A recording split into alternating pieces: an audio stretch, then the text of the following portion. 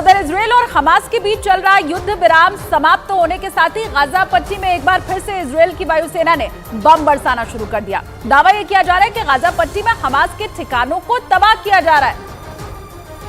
इसके लिए शुक्रवार को इजरायल की सेना ने फुटेज भी जारी किया और दावा किया कि शुक्रवार को गाजा पट्टी में हमास के 200 से ज्यादा ठिकानों पर हमला किया गया, जिससे एक बार फिर गाजा के अलग अलग हिस्सों में तबाही की तस्वीर सामने आ रही है। इजरायल का दावा है कि युद्ध विराम को तोड़ने की शुरुआत हमास ने इजरायल पर रॉकेट हमलों से की, जिसे एयर डिफेंस सिस्टम ने नाकाम कर दिया। इसके कुछ ही मिनट के बाद इजरायल ने गाजा पर हमला बोल दिया और पूरे इलाके में काला धुआं उठता दिखने लगा।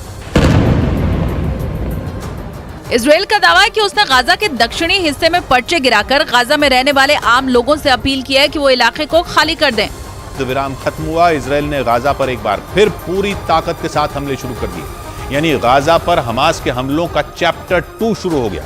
खबरों के मुताबिक इस बार इजरायल ने गाजा में उत्तर से दक्षिण तक एक साथ अपने लड़ाकू विमानों से बम बरसाए, जिससे गाजा के कई इलाके धुआं धुआं हो गए। वहां से सामने आए एक वीडियो में बम धमाके के बाद काले धुएं का बवंडर उठता नजर आया। इजरायल ने आरोप लगाया कि सीज फायर की समय सीमा खत्म होने से कुछ घंटे पहले ही हमास ने उसकी सीमा के अंदर एक इमारत को निशाना बनाकर रॉकेट दागा,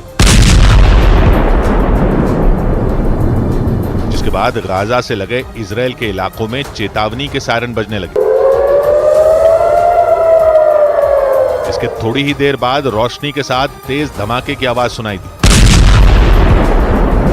इजरायल की सेना ने दावा किया कि वक्त रहते उसके डिफेंस सिस्टम ने गाजा से दागे गए उस रॉकेट को मार गिराया और उसकी तस्वीरें भी इजरायल की सेना ने जारी की। इसके बाद इजरायल की सेना ने हमास पर सीज फायर तोड़ने का आरोप लगाकर हमले शुरू कर दिए। कतर के टीवी चैनल अल जजीरा के मुताबिक इजरायल की फौज के हमलों में 100 से ज्यादा लोगों की मौत हो गई।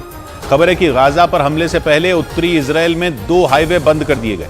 इसके साथ ही गाजा से लगने वाले इलाकों को भी खाली करा लिया गया, जो ये साफ संकेत देते हैं कि सीज फायर के बाद जंग के चैप्टर 2 के दौरान इजरायल की सेना पूरे गाजा को तबाह करके ही दम लेगी।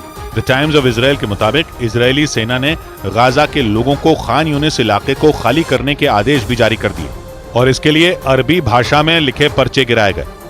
इजरायल की सेना ने दावा किया कि खान यूनिस में अब भी कई ऐसे ठिकाने हैं जहां हमास के लड़ाके छिपकर बैठे हैं।